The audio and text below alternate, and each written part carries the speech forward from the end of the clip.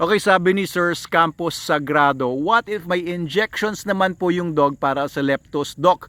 Kaya pala, yung isang pasyente na nagka-leptos, sabi niya, nakuha daw niya sa dogs na plus plus plus, yung comment niya susunod, sabi niya, inaalagaan niya. So, meron siyang na-encounter na isang pasyente na may leptospirosis, tao siguro ito sinasabi niya, na nakuha nung tao na ito, yung leptospirosis mula doon sa inaalagaan yung mga aso.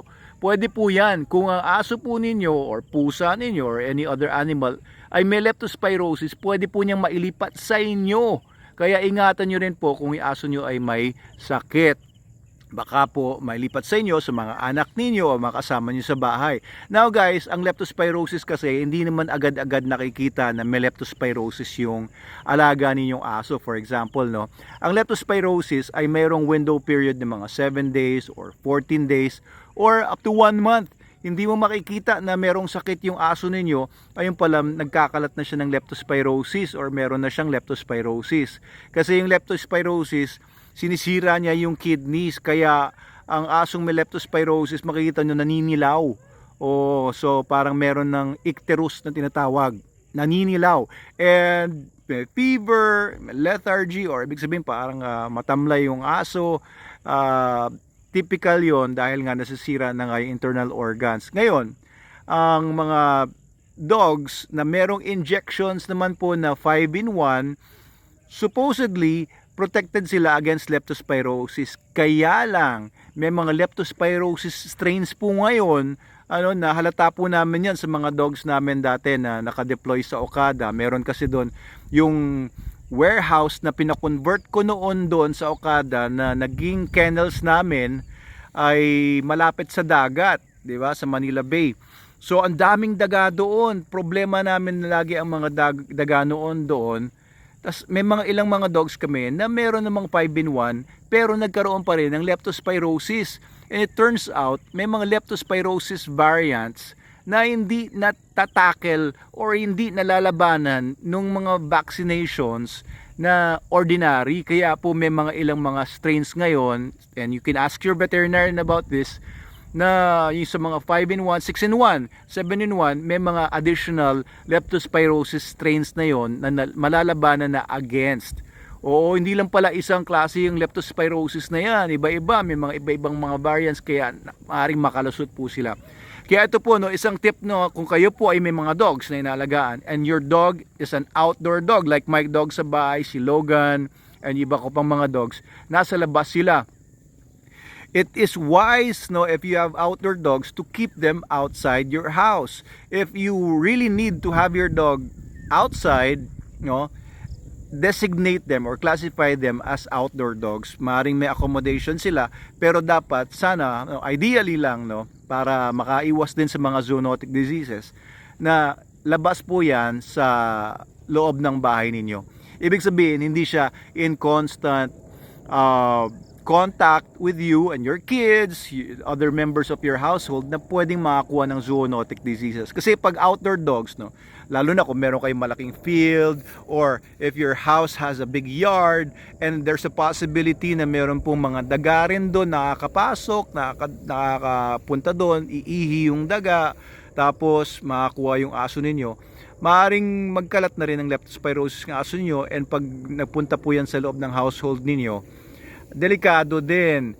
O pagka sa mga worst case scenarios na magka-leptospirosis kayo, baka kailangan nyo rin mag-dialysis. Alam nyo yun, although natitreat po ang leptospirosis ng mga antibiotics, kapag na-determine, na-diagnose ng doktor ninyo na meron na kayong leptospirosis, magkakaroon na po yan ng antibiotic therapy.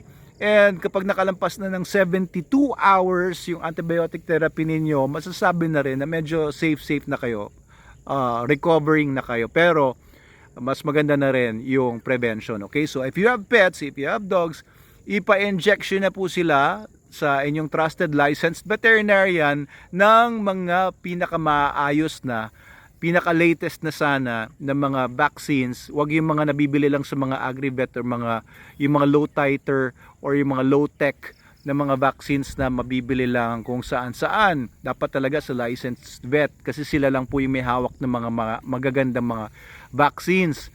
And alam nila kung paano ito i-store, paano i-transport, paano i-administer. Kaya only trust licensed vets pagdating sa mga vaccines ng mga aso ninyo, or kung bibili man kayo ng tuta na supposedly vaccinated, huwag kayong papayag na breeder lang ang nag-vaccinate, kasi baka hindi po kasama yung magaganda, yung maayos na vaccinations ang ginamit, and it's not legal. Okay, so yun po, leptospirosis, mahirap po talaga yan. And if your dog has leptospirosis, yung tipong naninilaw na, ang hirap po i-treat niyan. It can cause death na po. Kaya pag may mga daga sa paligid po ninyo, ipapatay nyo na po yung mga daga nyo, or hire contractor na mga pest control para po makontrol yung problema nyo sa mga daga. Kasi usually yung mga variants ng leptospirosis ay matagal ang buhay nila, nagiging carrier na for long periods of time ang mga daga. Okay, so ayan po, isa po yan sa maraming mga zoonotic diseases na pwede nga malipat from our pets to us at makaapekto ng negative sa atin. Bukod doon sa pinanggalingan na video na ito, or yung original video ko about toxoplasmosis naman, na nakukuha naman sa mga pupo ng mga pusa natin. Alright, so thank you sa inyong comments, Sir Campo Sagrado. Oo, yan po yung sagot ko dyan. Medyo mahaba-haba, pero ayan, sana po malabanan kagad ng mga aso niya. And of course, para malabanan ng mga aso ninyo yung mga iba-ibang mga sakit, para hindi sila makalipat din ng mga sakit sa atin, ay feed them the best dog food in the multiverse, SDN. Yan po ang the best dog food po, kahit mga puppies, kahit matatanda. SDN po, Trust SDN, yan po i-formulate ko na dog food for our dogs, mga working dogs namin in particular. So if you have dogs, again, na mga working dogs or mga outdoor dogs, keep them outdoors. And if you have any contact with them, okay naman yon. Pero if you or your loved ones have any contact with them, mga anak nyo, inawakan yung mga aso sa labas, use Super Dog Soap. Available po yan sa TikTok natin, Shopee, Lazada. Super Dog Soap, dinevelop ko naman na sabon yan para po malabanan naman yung mga sakit nga na nakukuha natin sa mga pets natin. And use Super Dog Soap naman sa mga pets ninyo, mga dogs ninyo, para po alam niyo yun, kung nakukuha man nila sa balat nila. Kasi pagka, di ba, ang leptospirosis nakukuha sa mga ihi ng mga daga, at papasok yan kung may sugat yung aso ninyo.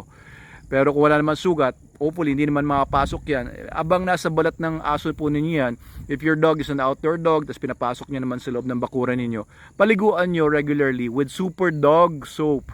At least once a week, paligo nyo po Super Dog Soap, para kung meron man mga bacteria siya nakuha sa labas, na may mga viruses or fungus or bacteria, ay mapatay po ng Super Dog Soap. Kasi 5-in-1 po yan.